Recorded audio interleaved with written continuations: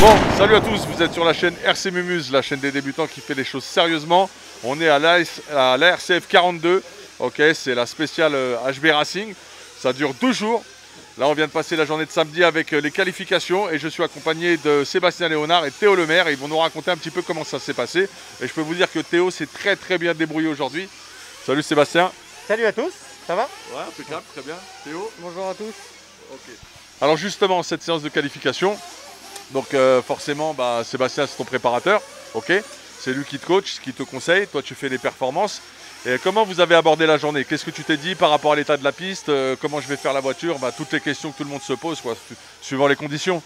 D'abord, on a abordé la course avec plaisir parce qu'on est toujours super bien accueillis ici. La piste est fantastique, l'organisation est top. On est tous entre amis, entre copains. Donc, on est plutôt en amusement. Là, c'est plutôt sympa. Ça permet aussi de rouler, de s'amuser. C'est quand même le principal, il ne faut pas l'oublier.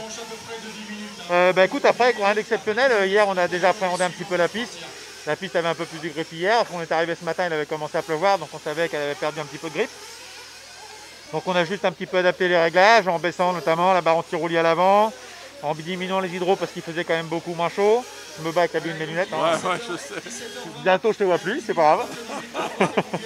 Et puis après, on a aussi affiné un petit peu la façon de piloter pour essayer de faire glisser moins l'auto, etc. Et puis ce que Théo a fait superbement bien puisqu'il fait quand même la pole au général. Effectivement, donc une bonne opération pour Théo sur cette journée.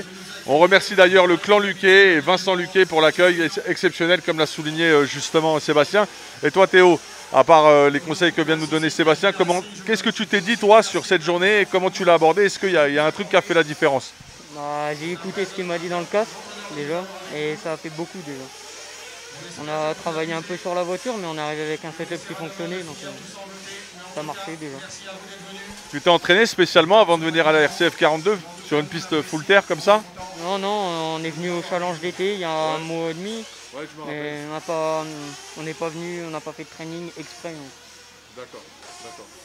Et justement, alors demain, j'ai pas regardé pour la météo comment c'était.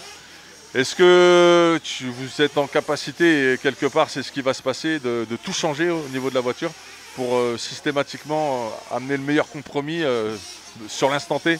Non. En plus, on est quand même à une période de l'année là où la météo peut changer très facilement du matin à l'après-midi. Donc il faut quand même pas trop s'éloigner des réglages de base. Donc il faut un réglage un peu standard et quelques spécificités par rapport à la piste. Mais il ne faut pas changer, métamorphoser tout parce que là, forcément, s'il fait beau et qu'il se met à pleuvoir au bout de 10 minutes, on ne peut pas changer l'intégralité de la voiture. Donc il faut vraiment jouer que sur des points de détail. Et je le dis souvent, il y a un truc qui est très facile à changer en fonction des conditions de grip, c'est jouer sur les barres anti-roulis. Si ça se met à glisser, on ramollit la barre avant, on monte la barre arrière, ça auto-stabilise la voiture, ça lui permet à la voiture de s'inscrire mieux en entrée de virage. Et quand le grip augmente, en faisant l'inverse, en montant la barre anti-roulis avant, ça permet à la voiture de moins planter en entrée de virage, ça permet de placer plus vite dans le virage en faisant moins de casse. Et contrairement à ce que beaucoup pensent, en baissant la barre arrière, ça permet de faire moins de casse aussi. Ok, ce que tu as dit en début de phrase, là, justement, c'est ce que tu m'as fait faire aujourd'hui. Oui, bien sûr. Ouais. Okay, ok. Et ça a marché, même pour moi, ça m'a permis d'améliorer un petit peu les choses. Toi Théo, le conseil que tu peux donner niveau pilotage par rapport à ce circuit, sur la gestion des gaz, des trajectoires, est-ce qu'il y a 2-3 tips que tu peux transmettre? Comme Seb nous dit à tous les runs dans le casque, c'est de ne pas arrêter la voiture et faire freiner plus tôt et ressortir plus fort, mais sans en mettre trop et sans mettre trop de gaz tout au long du run pour être régulier. D'accord. Et pour demain, donc finalement, tu pars en quelle position sur la grille de départ? 4. Okay. Ouais, en fait, même s'il a fait la pole position, ce soir on a fait ce qu'ils appellent la super pole qui est sur le best lap. Et ça s'est joué à pas grand chose. En fait, son moteur était un poil riche et il a eu du mal un petit peu à jouer les devants. Ce qui fait qu'il a pas pu jouer ça. Il n'a pas pu rivaliser avec la première place. Du coup, c'est Julien qui part en pole, Kevin 3 et lui par 4. D'accord, ok. Donc ce qui s'est passé était déterminant là. Parce que moi, j'ai pas l'habitude de voir ce genre d'épreuve finale. Ça n'empêche pas, il a quand même fait la pole des qualifications devant David Ronfal, qui est quand même déjà un exploit, et Kevin 3e, etc. Donc ça fait des super temps. On est évidemment super content. Je suis très fier de mon filleul, qui a super bien roulé sur ses qualifs. Donc c'est vraiment super. Après, la super pole, c'est un exercice un peu différent. C'est notamment la première fois qu'il le faisait. C'est un peu difficile, pas forcément facile à gérer. Et puis, c'est un autre exercice. Donc ça détermine le placement au départ de la finale, mais au final, ça ne va pas changer grand-chose parce que c'est pas ça qui va faire la différence.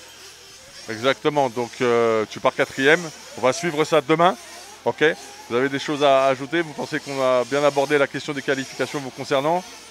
Ouais, non, bah écoute, après tout va bien, continuez de faire ça, vous faites du bon boulot, on prend tous du plaisir, on essaie de s'amuser, et faut surtout pas l'oublier, c'est ça qui compte. Super, impeccable. Un petit mot? Bah, merci à vous de faire vivre la RC. C'est super gentil. Merci beaucoup, merci à toi. Bon bah voilà, vous étiez sur la chaîne RC Mumuse, la chaîne des débutants qui fait les choses sérieusement. À bientôt. Big up, hey!